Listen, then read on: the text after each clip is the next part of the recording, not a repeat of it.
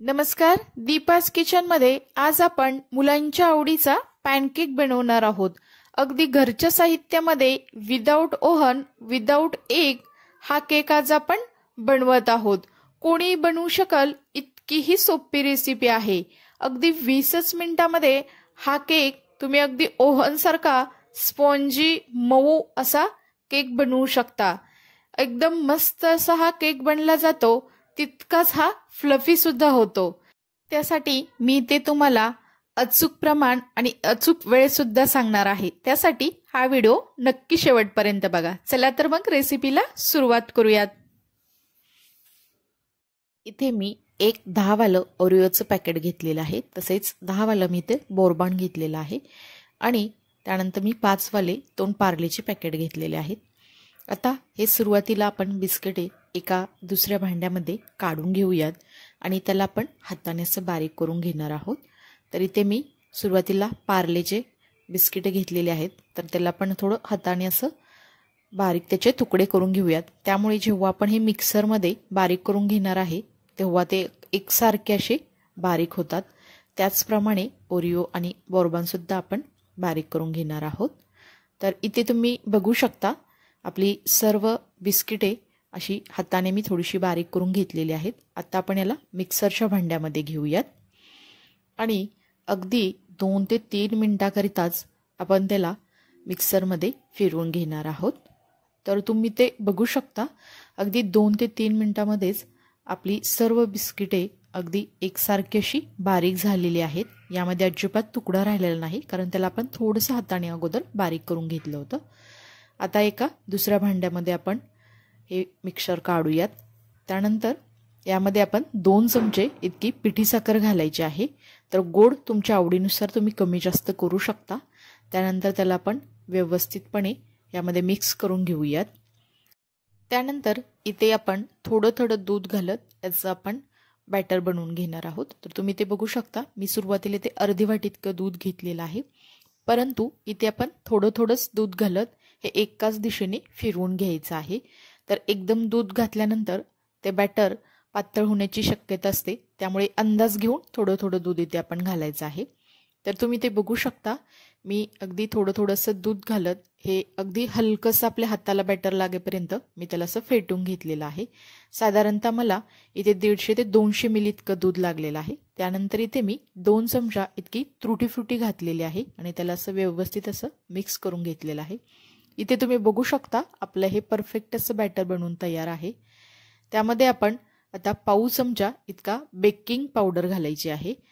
तर पावडर घातल्यानंतर सुद्धा आपण इथे थोडंसं त्याला मिक्स करून घेणार आहोत। तर इथे तुम्ही बेकिंग पावडरऐवजी तुम्ही बेकिंग सोडा सुद्धा वापरू शकता। त्यानंतर इथे मी इडली पात्र घेतलं आहे आणि त्याला आपण इथे तूप लावून घेऊयात। तर तुम्ही तुपाऐवजी इथे तेल सुद्धा लावू शकता, काही हरकत नाही। तर मी ते तूप लावून घेतल्यानंतर त्यामध्ये आपलं हे जे केकचं बॅटर बनवून तयार आहे ते मी यामध्ये घालत आहे। इथे आपल्याला ओव्हनची गरज नाही किंवा आपण तव्यावरती सुद्धा हा पॅनकेक बनवत नाही, तर अगदी इडलीप्रमाणेच आपण इडली पात्रामध्ये हा केक बेक करणार आहोत। तर एकदम मस्त बनला जातो। तर इथे आपलं बॅटर घालून झाल्यानंतर थोडंसं आपण त्याला असं हलवून घेऊयात आणि बॅटर एकसारखं असं आपण सेट करून घेतलेलं आहे। तर इथे मी वरून सुद्धा थोडीशी तुटी फ्रुटी घालणार आहे। तुम्हाला आवडत असल्यास तुम्ही घालू शकता, नाही घातली तरी चालेल, कारण आपण बॅटरमध्ये सुद्धा ऑलरेडी तुटी फ्रुटी घातलेली आहे। तर इथे आपण वरून अशी तुटी फ्रुटी घालून झालेली आहे आणि आता दुसरं पण आपण जे बॅटर शिल्लक होतं ते दुसऱ्या भांड्यामध्ये भरून घेतलेलं आहे। तर इकडे मी गॅसवरती इडली पात्रामध्ये पाणी गरम करून घेतलेलं आहे आणि त्यामध्ये आपण ही दोन्ही आपली इडलीची जी पात्र आहेत ते ठेवून द्यायची आहेत आणि याला वरून आपण व्यवस्थित असं झाकायचं आहे आणि त्याला असंच झाकून आपण 15 मिनिटं करता मीडियम टू हाय गॅसवरती ठेवून देणार आहोत। तर तुम्ही ते बघू शकता अगदी 5 मिनिटांनंतर मी त्याला एकदा चेक करून घेतलेलं आहे।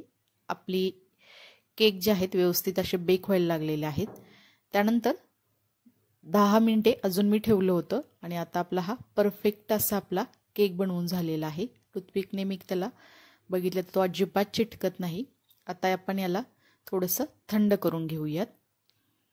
तर तुम्ही ते बघू शकता. अगदी 2 ते 3 मिनिटानंतर थोडंसं थंड झाल्यानंतर आपण हे पॅनकेक काढून, तर तुम्ही ते बघू शकता. तर हे अगदी अलगदपणे पॅनकेक आपले निघले जातात आणि एकदम मस्त असे ते बनले गेलेले आहेत.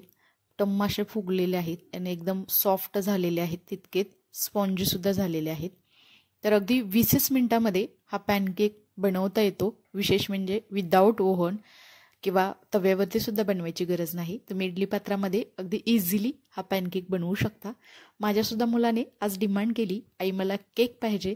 तेव्हा चला तर म्हटलं, जे घरात अवेलेबल आहेत ते बिस्किटं घेऊयात आणि मस्त असा आपण केक बनवूयात. तर हा आपला एकदम मस्त घरच्या घरी तयार होणारा टेस्टी असा पॅनकेक बनवून झालेला आहे. तुम्ही ते बघू शकता. अगदी एकसारखे असे आपले सर्व पॅनकेक बनले गेलेले आहे. कलरसुद्धा एकदम छान असा आलेला आहे आणि यामध्ये त्रुटी फ्रुटीसुद्धा आपली परफेक्ट अशी व्यवस्थितपणे बसलेली आहे. इथे हा तुम्ही केक बघू शकता. अगदी स्पॉन्जी बनला गेलेला आहे आणि मस्त असा हा केक मी तुम्हाला थोडंसं हाताने त्याला फोडून दाखवते. तर इथे तुम्ही बघू शकता अगदी परफेक्ट असा हा केक आपला बनलेला आहे. तुम्ही सुद्धा या पद्धतीने नक्की केक बनवून बघा. एकदम मस्त होतात आणि अगदी 20 मिनिटामध्ये तुम्ही हा केक बनवू शकता. एकदम झटपट होणारी ही रेसिपी आहे.